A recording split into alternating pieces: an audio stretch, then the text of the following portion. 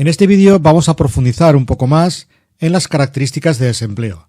Veremos qué tipos de desempleo hay, qué consecuencias tiene una tasa de desempleo alto y qué políticas o qué medidas se pueden aplicar para combatir el desempleo.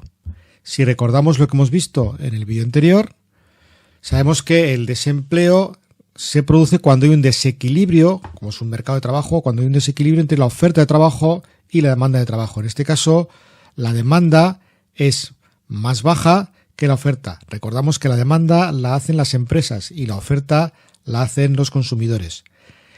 En este caso, hay más personas que quieren ofrecer sus capacidades y menos empresas que demandan puestos de trabajo. En ese caso se produce desempleo. Si vamos a ver los tipos, tenemos 4 tipos básicos de desempleo. En primer lugar, el desempleo cíclico. Es un desempleo que se produce como consecuencia de una fase de recesión, de un ciclo económico. Por eso se denomina cíclico. Hemos visto en vídeos anteriores que eran los ciclos económicos y que una de las fases, la tercera, era la fase de recesión. En esa fase, como descendía la producción, aumentaba la tasa de paro, porque las empresas despedían trabajadores. Por esta razón, todo aquel desempleo que se produzca como consecuencia de una crisis económica se denomina desempleo cíclico. Tenemos también el desempleo estructural, que es un desempleo que se produce en un sector en concreto. Es cuando la oferta y la demanda de trabajo no coincide, pero en un solo sector. Puede afectar, por ejemplo, al sector de la construcción, pero no tiene por qué afectar a otros sectores como de la automoción. Tendremos también un desempleo friccional, que es un desempleo en principio o habitualmente de corta duración, que se produce pues cuando una persona cambia de trabajo y tiene que estar pues temporalmente en situación de paro, o cuando se busca un primer empleo, o porque simplemente se prefiere estar un tiempo sin trabajar. Ya digo, habitualmente suele ser más temporal. Y por último estaría el desempleo estacional, que es cuando aumenta la tasa de paro como consecuencia del final de una estación, verano, navidades, etc. En estas estaciones, en ciertas épocas del año, las empresas demandan más trabajadores porque lo que quieren es aumentar su producción. Entonces, cuando terminen estas estaciones, estas etapas, esa demanda desciende y por lo tanto hay despidos y la tasa de desempleo aumenta.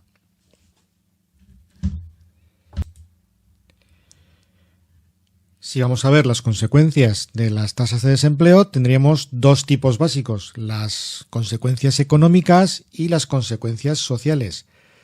Las consecuencias económicas pues suponen una pérdida de producción fundamentalmente. Recordamos que hemos visto ya anteriormente la frontera de posibilidades de producción y decíamos que los puntos óptimos eran aquellos en los que había un máximo aprovechamiento de los recursos del país. En este caso, el desempleo supone estar por debajo de esa frontera, es decir, tener recursos sin utilizar. ¿Qué puede suponer a una economía tener recursos sin utilizar? Vamos a ver este ejemplo. En el año 2021, la producción media por persona ocupada en España era de más de 46.600 euros y el número de parados en el segundo trimestre de ese año era de más de 3.600.000 personas. Por lo tanto, si multiplicamos lo que producía una persona ocupada por la persona que no está trabajando, vemos que hay casi 170.000 millones de euros que no está produciendo este país, lo cual es una pérdida económica importante que afectaría a su Producto Interior Bruto. Las otras consecuencias serían las sociales. Evidentemente, para una persona que está en situación de desempleo y sobre todo si es un desempleo de larga duración, bueno, pues supone una calidad de vida, de autoestima, de incertidumbre sobre el futuro, etcétera. Los recursos son mucho menores que los que tenía cuando trabajaba.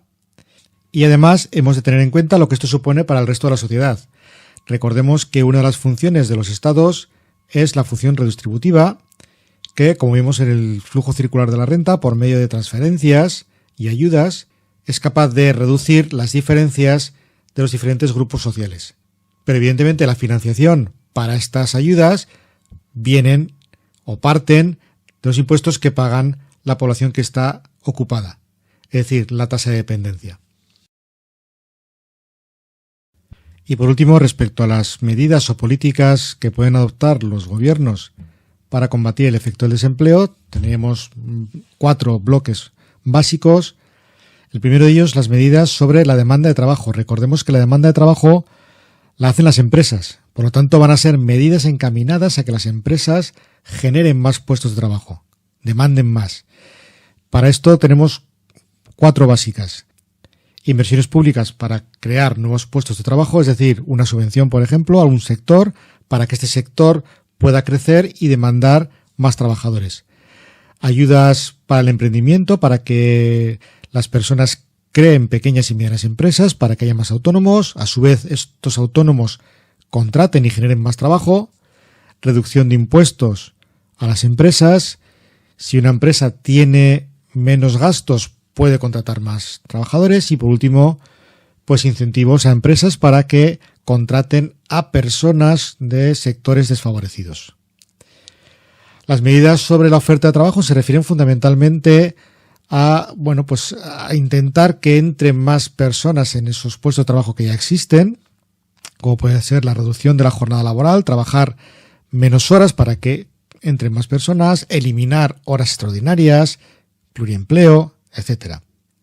El tercer bloque en realidad es una medida sobre la oferta de trabajo, porque lo que está intentando es dotar a los trabajadores de nuevos conocimientos y habilidades para que realmente puedan ofrecer estos nuevos conocimientos y estas nuevas habilidades a las empresas y así adaptarse a lo que éstas están demandando.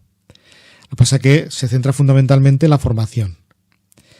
Y por último tendremos las medidas para proteger a los parados. Una vez que ya se ha producido el desempleo, pues tenemos el subsidio de desempleo, que es una medida de protección que en realidad es una ayuda temporal, siempre de cuantía inferior al salario que se tenía anteriormente, pero supeditada al tiempo que esa persona ha estado trabajando. Es proporcional. Entonces serían las 4 medidas fundamentales que hay para combatir el desempleo.